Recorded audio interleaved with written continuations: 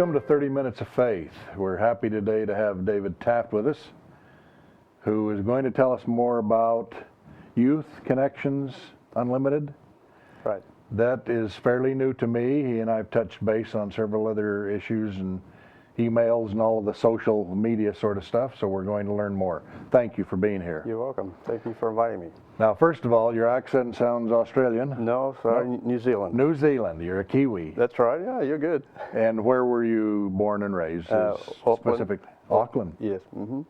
Right. Say that one more time. Auckland. Yeah. Sounds better when you say it. All right. Graduate from high school there, grow up? That's right. Yes. Yeah. Then went to college in Sydney, Australia. So, yeah. Were you raised in a religious home? Yes. Mm-hmm. And do you have brothers and sisters? Right. Are they still living? And oh yeah, my brothers and sisters are still living. One's over here, over on the East Coast. One's in Australia, and 3 are in New Zealand. Been in New Zealand. That's a beautiful country. Thank you. Beautiful country. Thank you. Spent a day at Rotorua. Right. For those who wouldn't know, that was sort of billed as the Yellowstone. That's right. New Zealand. You got used to the smell by the end of the day. I got used, and one of the things that fascinated me is how close the houses were just built to That's right. steamer or whatever they were called. That's correct. And the black swans. Right. They were all over. How long have you been in the United States? Just coming up 25 years. And what brought you here? A 747? No, I just say that. Sorry, you can't resist that one. Sure. There were several things, John. One of the biggest ones was the economy at the time was going through the pits. It was way worse than it is here.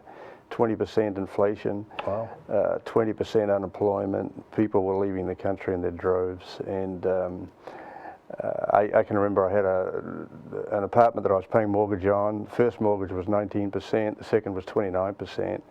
And the outlook was pretty bleak, and so I decided to try somewhere else. I'd been over here several times, and had never thought of moving. But then I decided we'd try and come over here and try it for 2 years, and maybe the economy would improve. But I'd been here about a month, and my kids said if I'm ever going back, I'm going by myself. So that made just fell in love with the country and decided to stay. And did you come to Sacramento? No, I came to Modesto, and I was there 6 years, and then for the rest of the time I've been here in Sacramento. Now tell us about Youth Connections. I would like to learn more about that. Youth Connections is a non-profit organization, and we work here in Sacramento with incarcerated youth and with the probation department, and in an endeavor to cut down on the recidivism rate. The recidivism rate, that means a kid that leaves juvenile hall and then reoffends and comes back in.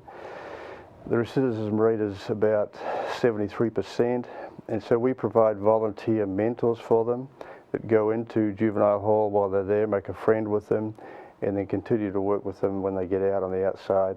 It's very much like a Big Brother program, but it's just for kids that are incarcerated. So the recidivism rate for the county is 73%. For the kids in our program, it's less than 10%. Wow, that's impressive. Yeah, it really is. Is this your brainchild? This and part of, the original person that suggested the idea was the now retired chief of probation, Vern Spears. And so it was his idea, and at that time, our organization, we had a contract with probation for 10 years, and he asked me if I could start it, and he's now retired. But our contract was cut 2 years ago because of the budget cut, and I asked them if we could carry on, and they agreed to, and we just don't have any funding from them though. Does the future see funding? Hopefully. We've got a lot of irons in the fire right now. It's tough to say. We virtually have no income right now. It's all volunteers, and I'm volunteering, and but we've got a lot of irons in the fire, and just have to see what happens. What's the main reason the kids are incarcerated? The home situation, lack of a father, without a doubt, or positive role model. Probably over 95% of them don't have a father or an effective father in the home. 70% of them don't even know who their father is. And it's a tragedy because most of them are good kids. You know, I hear all the time people, they don't want to have anything to do with these delinquents, just lock them up. Well, maybe if you and I were raised in the same situation they're raised in, we'd be in there as well. And they have no idea of what life can be like. They know nothing but guns and drugs, and they just need someone to care for them. What's happening to the 90% that you're seeing some success with? They're moving on with their lives and staying out of trouble. The main thing for us is we don't want them getting back in the system, but they're moving on and getting jobs, and some going to college and graduating from high school and doing really well. Is there religion or spirituality involved in your program? No. It's a community-based organization. So. Do you find the youth wanting to find God along the way as they're progressing? I leave that up to the individuals, and we do have Christians. I mean, I'm a committed Christian myself, and so if I was talking to a kid one-on-one that I was mentoring, and it was appropriate, I'd bring it up. But yeah, they are interested, yeah. And we have, the Christian part of it doesn't come into it because we're looking for government funding, Sure. so we can't, push that or don't push that at all. I was at the county jail 6 weeks ago with a young man, and he wanted a picture of Jesus and a Bible. Mm-hmm. That's what he wanted. Yeah. Of course, they're limited to what they can have, Right, but right. That's what he wanted. Right. When I went back 3 or 4 days later to deliver those, he had actually been asking his mother about a picture of Jesus, and Right. she'd mailed him one that was a 4x6 or something, Right. and he was very pleased. On the way out, I stopped at the request of the people there and visited with a young Jewish boy, Yeah. and he wanted more religious materials Right. that he could have, and Right. I talked to one of the rabbis shortly thereafter, and that was Good. resolved. Yeah. And the thing is, John, that often when people are in that situation, whether they be adults or kids, it is a wake-up call, and they are thinking about things like this. And it's great that there are avenues they can get it through the chaplaincy program, and I'm a good friend of the chaplain. But that's not meeting the real need, because they have a great intention, they want to go in the right direction, Sure. but they have no support. There is no support when they walk out that door. None. Zero. Zilch. So they're straight back to the old life again. And many of the kids have been so many times, they can't remember what the original crime was. It's just, it's sad. Is this mostly young men? Yes, yeah, right. We have young men and young ladies, and but we desperately need more mentors. We've got kids asking for mentors, you know what I mean? Why has he got a mentor and I haven't, they're asking all the time. And situations where kids, their families all into drugs, and they want to get out of it. They don't want anything else to do with it, but they know that they can't. They're locked in. Or the families into gangs. They want to get out of it, but they've got no one to help them. It's really, really sad. How can people who will be watching this become a mentor? If they can call me, 916-835-1147, or go to our website, and you can find out all about our program on our website and apply online, which is SAC for Sacramento, SACYCU for YouthConnectionsUnlimited.com. Okay, and we'll post that on the screen as part of the show going on. Yes. Who are the typical mentors? Funnily enough, the biggest percentage of our mentors here are criminal justice students from the colleges and universities. Male and female? Yes. They do an excellent job. So it's the program is a two-edged sword. Not only are we helping these kids, but we're helping these university students be better equipped for their career or whatever it is in criminal justice they're going into. So, they volunteer, and they have it on their resume, and we have internships, and that really helps them getting a job and practical experience. And what would a mentor be doing? The first part is just to go into juvenile hall and make a friend with a kid. We don't assign a mentor to any kid. We let that happen naturally. And then it's basically they just need someone to get with them once a week or every 2 weeks, be a friend, and encourage them to keep going in the right direction, and being a role model. They don't have anyone to care for them at all, none. It's just, and when you think of the guys, the only adult male they know is either an authority figure, probation officer, police officer, school teacher, or a mum's revolving boyfriend, or thugs on the street. And so there's no positive male role model at all. They don't know. They don't know what a guy should be like. How long are they usually incarcerated? Not very long. The 21 days is the average. So they're not there very long. Now, I'm not talking about, we don't work with the long-term murderers. Sure. We don't work with them. We only work with kids that are coming back into society. So there's a fast turnover, and yeah, 21 days is the average. And is this usually high school aged kids? Yes, average age is 17, right. Did you plan to do this earlier in your life? No, I didn't, but it's something that I'd always wanted to do. And I went through some real big changes in my life about 12 years ago and quit the job and the career I was in, and got this almost by accident. I didn't know what I was going to do. It was a major change, and I was actually going to start a scuba diving business, taking people out to Australia's Great Barrier Reef. And I thought, well, while I get that set up, I need a job. And I got it, and it was very low pay, but I thought, well, at least it'll pay the rent and give me some food while I figure out what I'm doing. And then I'd only been in it a few weeks, and I realized, hey, this is what I want to do all my life. This is unbelievable. And it was just, That's cool. It was unbelievable. And I decided to take it and go with it. And then that was for another agency. I just got a job as another agency. And then that agency folded after 5 years, and so I started my own and just kept the same thing going. Do you have children? Yes. Mm-hmm.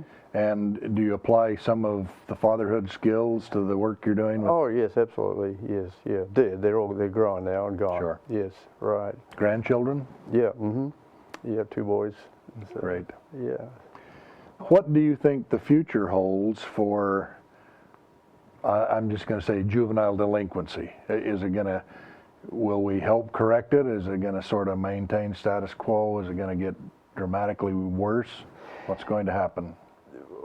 Actually, juvenile delinquency in California is down anyway quite a bit, but be that as it may, this concept actually comes out of what we call a restorative justice concept, Right. which was started in New Zealand about 25 years ago. And it was just about the time I left, and New Zealand became very concerned about juvenile crime. Now, the great difference between New Zealand and America, other than one's the biggest country in the world and the other's the smallest, is the advantage of a small country is you can make social change real fast, and if it doesn't work, oh, no worries, just go back to the way it was before. Where here, it's like the difference between turning a powerboat and an aircraft carrier.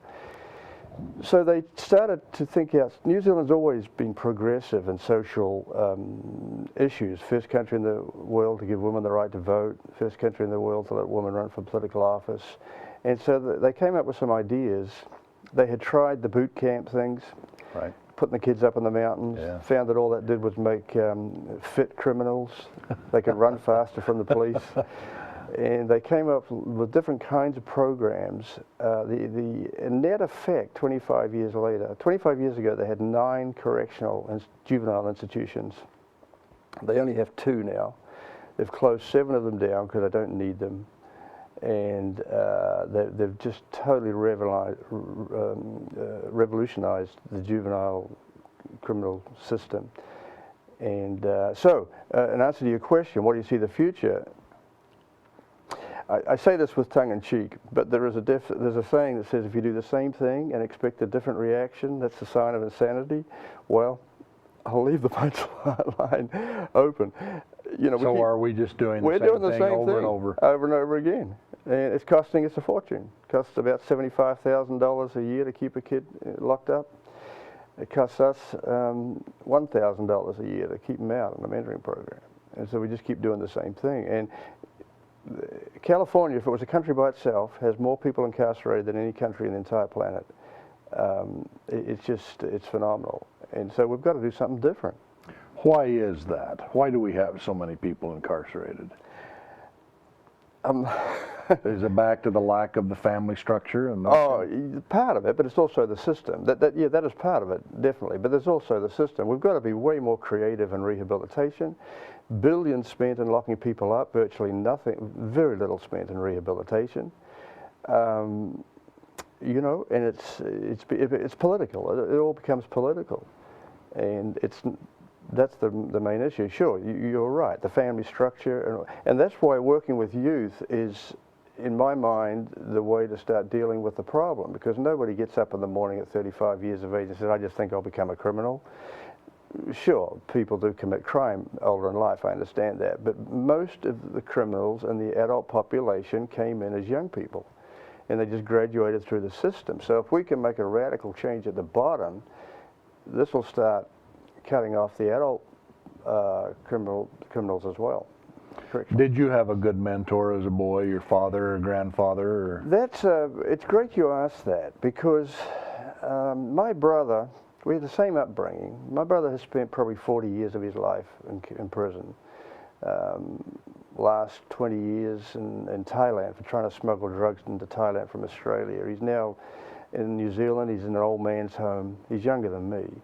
He just can hardly, totally messed up his life. And I've tried to analyze what was the difference. We had identical upbringing, identical, same room. But there were two men in my church that we went to that kind of took me under their wing and just took an interest in me. And so I've seen mentorship modeled, and it's innate within me. It just comes naturally how to relate to these kids. And the way they treated me and the way they related to me is the only difference that I can see between my brother and myself. I had a couple of mentors growing up after my father died. One was a music teacher. Right.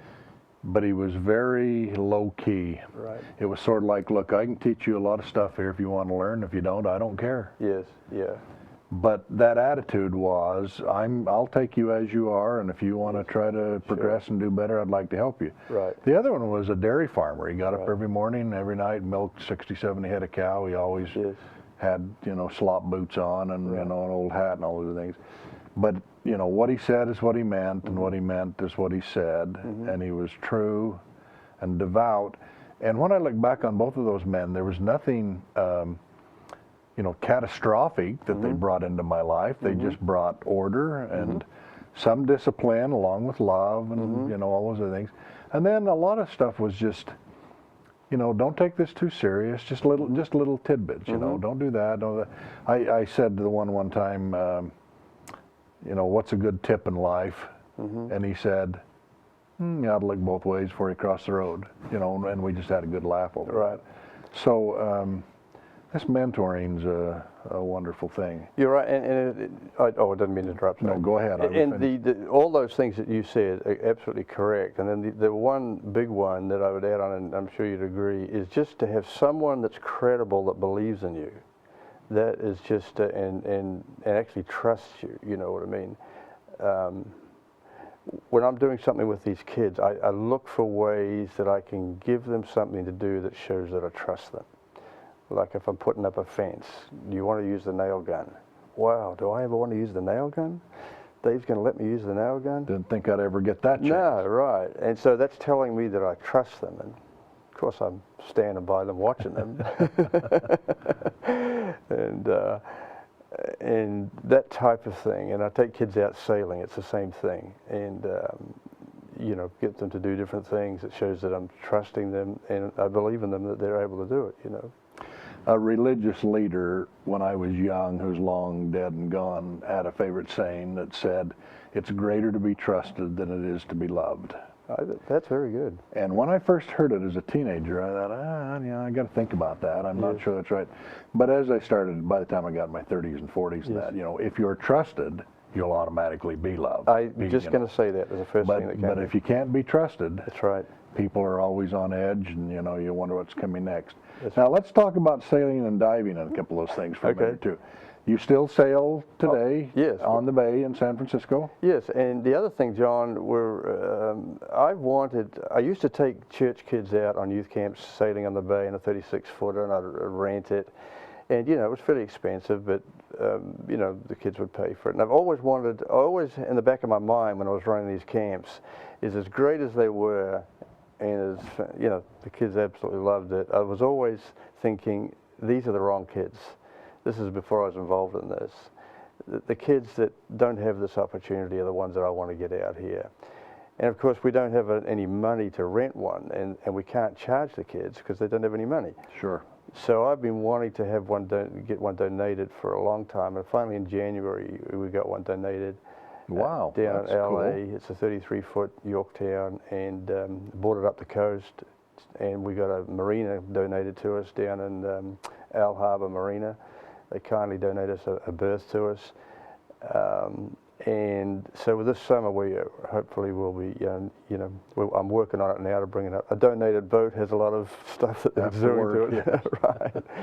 And What's the attraction to sailing? I've actually been on a sailboat once, but you see it all the time, like all the cares have gone away, the world is at peace. That's right. I am closer to God out on the ocean sailing than any place on the planet. I'm just like, I'm in heaven type of thing. This is fantastic. Have you sailed outside the bay? Oh yes, yeah. I sailed this one up from LA and brought it up, and it was quite a challenge because coming up in the summer you got the northwesterly winds head on, and we had several problems because the boat had not been maintained, but we made it. How about diving? Where do you dive? Unfortunately, being a diver in Northern California is a problem because you've got to spend money and got to go somewhere. So I haven't actually been for a while. I was down in Jamaica on a mission team about 2 years ago, and that was the last time. But down in Baja, California is good. Of course, Australia's Great Barrier Reef, Thailand, the Bahamas. And have you dived that blue hole in Belize? No, I haven't. I've read about that, Yes. but I don't know anything about it. And is the Barrier Reef as good at diving as there is in the world, like they advertise? It's excellent, but I think, it's excellent, but I think I dived in Phuket in Thailand, and boy, that's a close par to it, if not better. And what's to see down there? Oh, you wouldn't believe it. You just would not believe it. It's the beauty. Now, you can go down there and see nothing but mud. I understand that. But I'm talking about diving on a reef. The beauty is indescribable. It's just like you can't take any photos that would describe it unless there was some professional panoramic camera. Even then, it's the beauty of the coral, the live coral, is beyond comprehension, and the fish and the diversity, and it just blows your mind. I don't even want to come back. I just want to lay at the bottom of the ocean and watch it. And unfortunately, the air runs out. You've got to come back up. But it's great. And I think diving with sharks in the Bahamas was one of my great experiences, and it was just awesome. In a cage or free? No, just free. Yeah, they're fine. It's a beautiful world, isn't it? Oh, it's unbelievable. And what's under the world is under the sea rather, is just unbelievable. It's beyond description. We keep hearing that, those of us who haven't seen it. Yes. It's like, I think when, like trying to take a photo, I say to someone, it's like being out at night and looking at the great stars and the galaxies and everything, and then taking a photo and showing someone and saying, this is a photo of the universe. It's just impossible. Are the kids who are incarcerated, do they see the beauties of the world, or are they overpowered and it's just sort of black and white and that's it? No, it's black and white. No, it's not black and white. It's all black. Oh.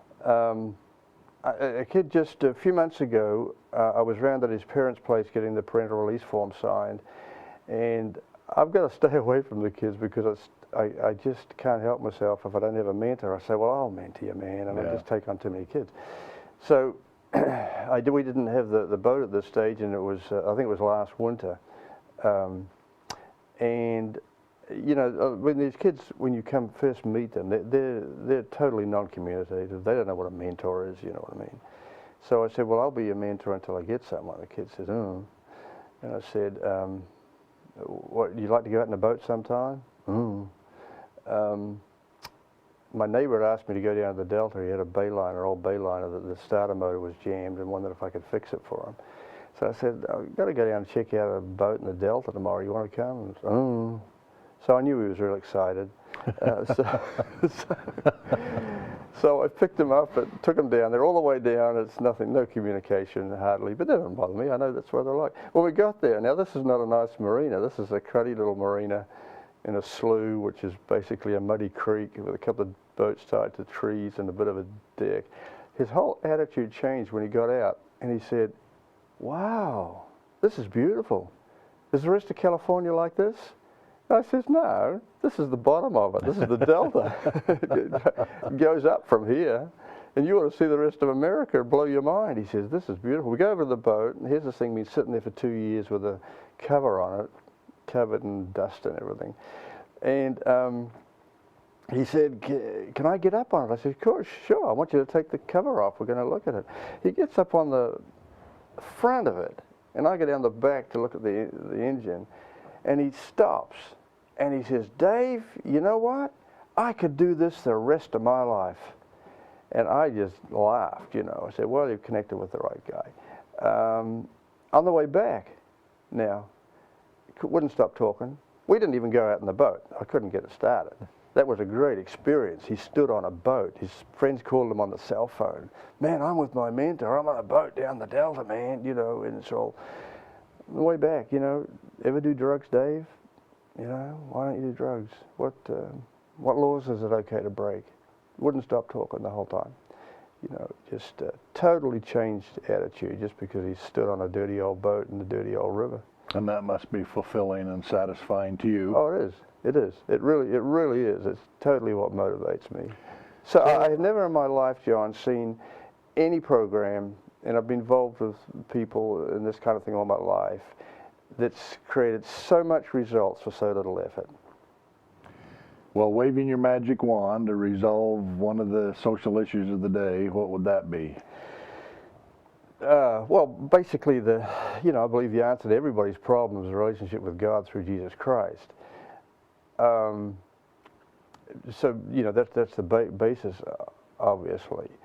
But assuming, from a Christian perspective, that a person's a Christian and has a relationship with God, Christians ought to get involved in social issues in their communities.